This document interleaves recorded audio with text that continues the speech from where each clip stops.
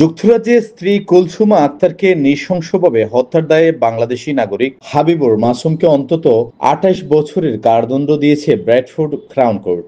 রায়ে বলা হয়েছে সাজা শুরু হবে ২০২৪ সালের এপ্রিল থেকে। সিলেটের বিশ্বনাথ উপজেলার স্থায়ী বাসিন্দা মাসুম ২৪ বছর বয়সী স্ত্রী কুলসুমাকে ব্র্যাডফোর্ড শহরের কেন্দ্রস্থলে ২০২৪ সালের এপ্রিলে প্রকাশ্য দিবালোকে ছুরিকাঘাতে হত্যা করেন। ওই সময় তার স্ত্রী ৭ মাস বয়সী সন্তানকে নিয়ে হাঁটছিলেন। এই ঘটনার সময় সিসিটিভি ফুটেজে দেখা গেছে মাসুম কুলসুমাকে অন্তত ২৫ বার ছুরিকাঘাত করেন এবং ঘটনাস্থল থেকে শান্তভাবে চলে যান। আদালতের শুনানিতে বলা হয়েছে এই দম্পতির সম্পর্ক ছিল সহিংসতায় ভরা।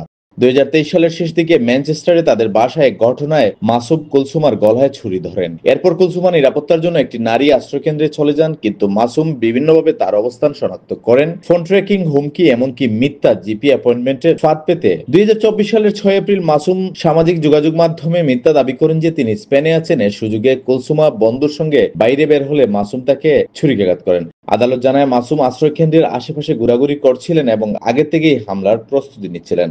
ঘটনার পর মাসুম ২০০ মাইল দূরে আইলসবেরি এলাকায় চলে যান। সেখানেই ৯ এপ্রিল তাকে গ্রেপ্তার করা হয়।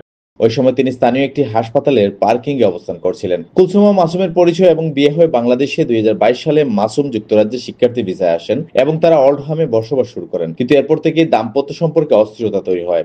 একবার কুলসুমা এক পুরুষ সহকর্মীর নির্দোষ বার্তা পেয়ে মাসুমের সন্দেহ ও হুমকির শিকার হন। এরপর থেকে তাদের মধ্যে বিচ্ছিন্নতা শুরু হয় এবং কুলসুমা আশ্রয়কেন্দ্রে চলে যান। রায়ের পর কুলসুমার পরিবার এক আবেগঘন বিবৃতি দিয়ে বলেছে, কুলসুমা অন্তত প্রিয় কন্যা, বোন, খালা এবং মা ছিলেন। তার চলে যাওয়া তার সমস্ত পরিবার এবং বন্ধুদের জীবনে একটি গভীর শূন্যতা তৈরি করেছে। পরিবার মাসুমের নাম নিতে অস্বীকৃতি জানিয়ে বলে, সে দানব, শুধু আমাদের নয়, তার শিশুর কাছ থেকেও কুলসুমাকে ছিনিয়ে নিয়েছে। তারা আরো বলেছে, এই শিশুটি কখনো তার মাকে জানবে না, শুধু গল্প আর ছবিতেই থাকবে তার মা। কিন্তু এই শিশুর আমাদের অন্ধকার জীবনের একমাত্র আলো। পরিবার রায়কে স্বাগত জানালেও বলেছে, কারাদণ্ডের কোনো মেয়াদই আমাদের যন্ত্রণাকে লাঘব করতে পারবে না।